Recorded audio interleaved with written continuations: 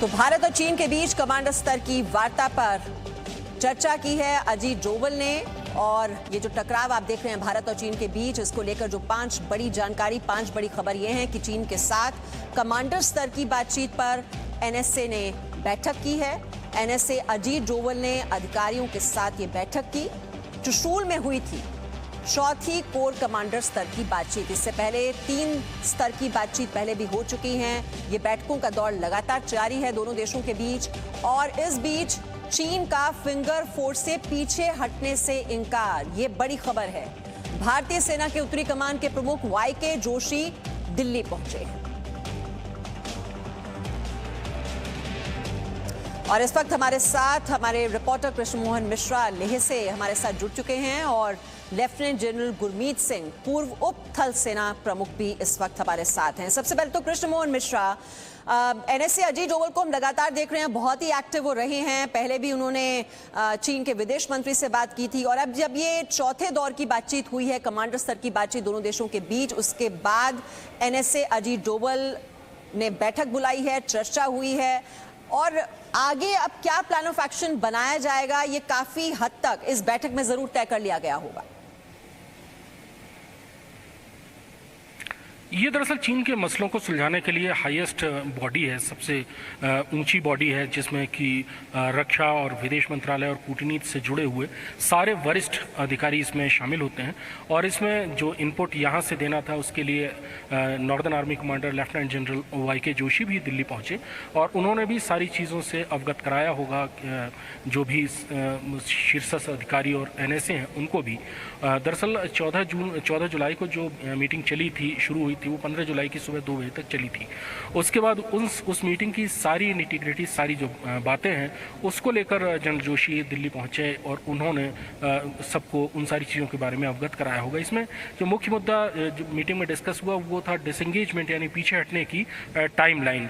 लेकिन इन सारी चीज़ों में जो सबसे बड़ा मसला है, जो सबसे बड़ी गांठ है, वो पेंगोंग त्सो का फिंगर 4 एरिया है, जहाँ की हाइट्स पर चीन बैठा हुआ है और उसको खाली नहीं कर रहा है। और जब तक वो खाली नहीं करेगा तब तक भारत और चीन के बीच में जो ये तनाव चल रहा है ये सुलझेगा नहीं। इसीलिए बार बार आशंका जताई जा रही है कि ये मसला जो है लंबा खिंचेगा और संभव है कि ये सर्दियों तक जाए। सर्दियों में उस इलाके को होल्ड कर पाना, वहाँ तैनाती कर पाना सबसे ज़्यादा मुश्किल होता है। शायद तब स्थितियाँ कुछ बदलें और चीनी सैनिक शायद पीछे जाएं, क्योंकि उससे पहले अभी तक की जो भी चीज़ें हैं, चीन बाकी जगहों से पीछे हट रहा है, लेकिन हॉट स्प्रिंग में भी चीनी सैनिक बने हुए हैं जो PP-15 कहलाता है, पेट्रोलिंग पॉइंट 15, और उसके अलावा फिंगर 4 का एरिया है जो कि सबसे ज़्यादा विवाद की वजह है। इतनी लंबी लंबी मैराथन मीटिंग, आपको याद होगा मीमांसा की 22 जून को भी जो मीटिंग हुई थी वो भी तकरीबन 11 घंटे तक चली थी। उसके बाद 30 जून को मीटिंग थी, वो भी लगभग 12 घंटे से ज़्यादा चली थी। और 14 जुलाई को जो मीटिंग शुरू हुई वो तो 14 साढ़े 14 घंटे के आसपास चली है। यानी कि मसले बहुत ज़्यादा हैं। डिसएंगेजमेंट की प्रोसेस और उसकी जो टाइमलाइन है उसको डिसाइड करने में बहुत ज़्यादा वक्त लग रहा है। चीज़ें उतनी ज़्यादा आसान नहीं है कूटनीतिक और सैनिक नेतृत्व पर जो बात की जा रही है उसको सुलझाने के लिए उसमें। इसीलिए जो सबसे हाईएस्ट बॉडी है वो भी अब एक्टिव है और लगातार सारी चीज़ों की फर्स्ट हैंड इन्फॉर्मेशन लेने के लिए ही जनरल जोशी जो नॉर्दर्न कमांडर है वो वहाँ गए होंगे। और कल से रक्षा मंत्री भी 2 दिन के लिए आएंगे लद्दाख और जम्मू कश्मीर।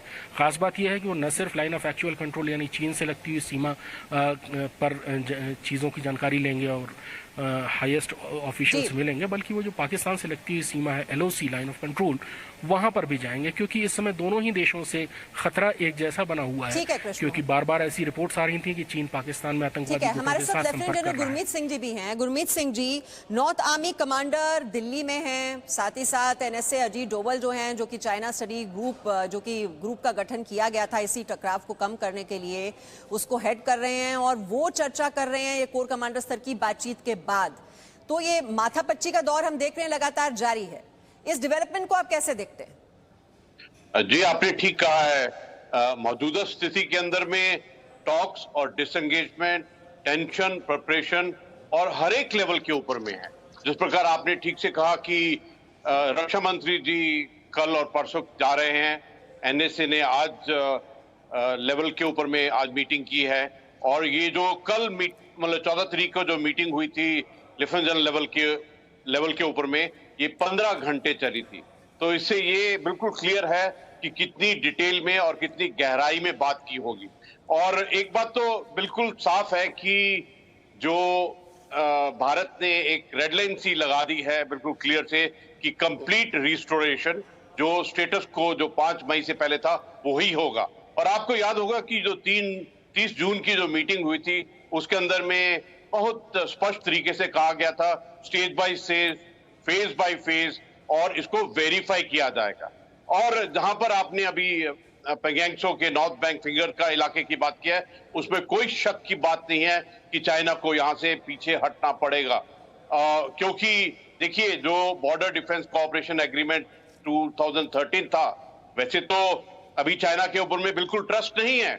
जो 15 जून की रात को हुआ उसके बाद में तो चाइना के ऊपर में बिल्कुल ट्रस्ट ही टूट गया है। और 30 जून को भी ये खास तौर पर मीटिंग में कहा गया था कि Indian side, Indian army China के जो लोकल कमांडर्स हैं जमीन पर, उन पर बिल्कुल ट्रस्ट नहीं करती हैं, इसलिए वेरिफिकेशन की बहुत ज्यादा जरूरत है। और देखिए ये हर एक लेवल के ऊपर में ये बातचीत चल रही है, ऑन ग्राउंड लेवल में, जो लेफ्टिनेंट लेवल के ऊपर में, डिप्लोमेटिक लेवल में जो WMCC है, जो working mechanism on consultation coordination, और जो special representative SR level, NSA के लेवल ऊपर में चल रही है। और जो मीटिंग का आपने जी वही जिक्र किया, मैं वही आपसे पूछना चाह रही हूँ कि अजीत डोभाल बहुत ही एक्टिव नजर आ रहे हैं। पहले वो विदेश मंत्री से बात करते हैं, उसके बाद ये सहमति भी बनती दिख रही थी कि चीन की जो सेना है वो तैयार हो गई है पीछे हटने के लिए, लेकिन हम फिर देख रहे हैं कि अब वो टकराव फिर से बढ़ रहा है। अब NSA जो है वो बातचीत कर रहे हैं, नॉर्थ आर्मी कमांडर उनको ब्रीफिंग दे रहे हैं। अजीत डोभाल की पूरी भूमिका को लेकर आप क्या कहेंगे, कैसे देखते हैं आप उसे? देखिए ये हर एक लेवल और हर एक एलिमेंट ऑफ पावर का इकट्ठा जॉइंटेड वननेस एक स्टैंड है। ये जो आपने अगर बारीकी से देखा होगा तो जब से ये चाइना की एक्टिविटीज बढ़ी हैं हर एक लेवल के ऊपर में, चाहे वो ऑन ग्राउंड आर्मी हो, एयरफोर्स हो, नेवी हो, चाहे डिप्लोमेटिक लेवल के ऊपर में, चाहे नेशनल सिक्योरिटी के लेवल में जो NSA का लेवल है उसके ऊपर में जॉइंटेड तरीके से किया जा रहा है। जॉइंटेड तरीका तो इस प्रकार है कि पूरा पब्लिक ने भी बाइकआउट किया है, गवर्नमेंट ने बैन किया है, और डिप्लोमेसी में पूरा विश्व इस मुद्दे के ऊपर में सामने में आ गया है। और इसलिए जरूरी है कि इन चीजों को बहुत ही एक कोऑर्डिनेटेड तरीके से किया जाए। और भारत की जो रेड लाइंस है, भारत का जो इरादा है, भारत का जो मिशन है बिल्कुल साफ है। आपने देखा था कि किस प्रकार 3 जुलाई को 11,000 फीट के ऊपर में जाकर प्रधानमंत्री ने बिल्कुल क्लियर बोला था, बेटुक, बेबाक और दो टुक बोला था कि ये जो विस्तारवाद का, एक्सपेंशनिज्म का जो ये दौर चलाया है चाइना ने, इसको बंद करना चाहिए। और हम हर एक चैलेंज के लिए एकदम तैयार हैं, इसमें कोई शक नहीं होना चाहिए।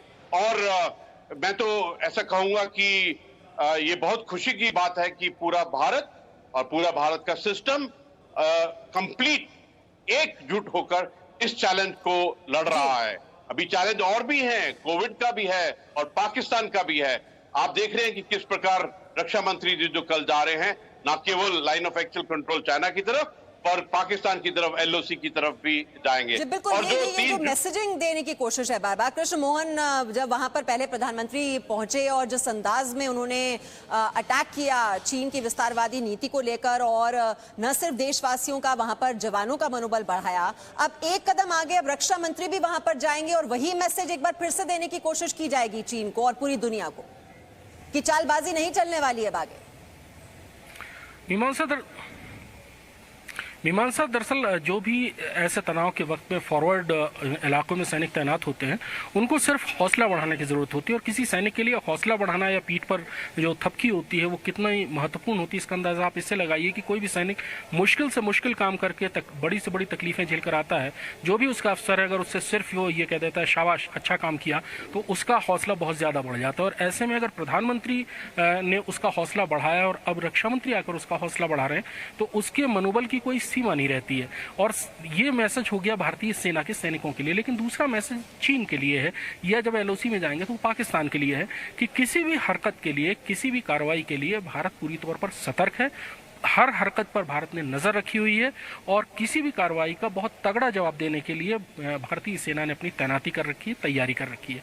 हम लगातार पिछले 2 महीने से बता रहे हैं कि भारतीय सेना की तैयारी किस स्तर की है। भारतीय सेना के तरफ से जो रिस्पांस आया, उन्होंने शुरुआत से ही कहा कि हमने मिरर डिप्लॉयमेंट किया है, यानी चीन की तरफ से जितनी सेना की तैनाती है, हमने उसका जवाब देने के लिए, माकूल जवाब देने के लिए जितनी सेना की हमें जरूरत है, वो बराबरी की तैनाती हमने लद्दाख में कर रखी है। LAC के आसपास के सारे इलाकों में जहां से चीन के आगे बढ़ने की, चीन की तरफ से कोई हरकत करने की संभावना थी। यही स्थिति लाइन ऑफ कंट्रोल की तरफ है। लाइन ऑफ कंट्रोल की तरफ इसमें बर्फ पिघल चुकी है, घुसपैठ का मौसम है, कश्मीर में आतंकवाद खत्म हो चुका है, जिसको पूरी ताकत से पाकिस्तान जिंदा करने की कोशिश करेगा।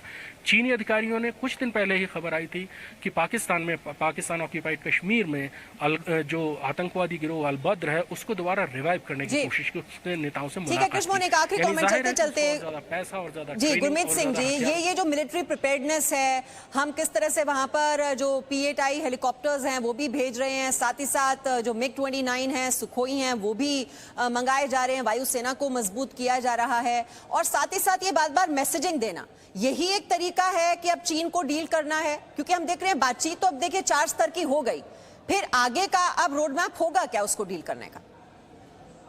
देखिए, ये सिर्फ मैसेजिंग और सिग्नलिंग नहीं है, इसके अंदर में बहुत बड़ा सब्सटेंस है। जो रक्षा मंत्री जी अभी लद्दाख के दौरे पर जा रहे हैं, इसके पीछे में वो पहले रशिया गए थे। इसके अलावा उन्होंने जो इजराइल के ओहदेदारों से, उनके रक्षा मंत्री अपने लेवल के ऊपर में बात की है, US वालों से बात किया है, ऑस्ट्रेलिया वालों से बात किया है। ये एकजुट है। और आपने तो देखा था कि आपके मीडिया को किस प्रकार एयरफोर्स ने जितनी भी कैपेबिलिटीज है उनके बारे में एक दृश्य दिखाया था कुछ ही दिन पहले कि किस प्रकार भारत की तैयारी है, चाहे वो एयरफोर्स हो, चाहे वो नेवी हो, चाहे वो टैंक, तो जो जवान जमीन के ऊपर में है वहां पर है, उनका मनोबल और उनका जो तैयारी है। देखिए, ये जो अलर्टनेस, तैयारी और कैपेबिलिटी, ये एब्सोल्युटली किसी भी चुनौती और चैलेंज को करने के लिए तैयारी है। बिल्कुल, ये दक्षिण चीन सागर में भी, हिंद महासागर में भी उसको घेरने की पूरी रणनीति तैयार की गई है, और ये चौतरफा प्रहार जो है वो चीन पर इस वक्त नजर आ रहा है, जो भारत की ओर से लगातार कोशिश हो रही है कि जो विस्तारवादी नीति है उसको कड़ा जवाब दिया जाए। बहुत बहुत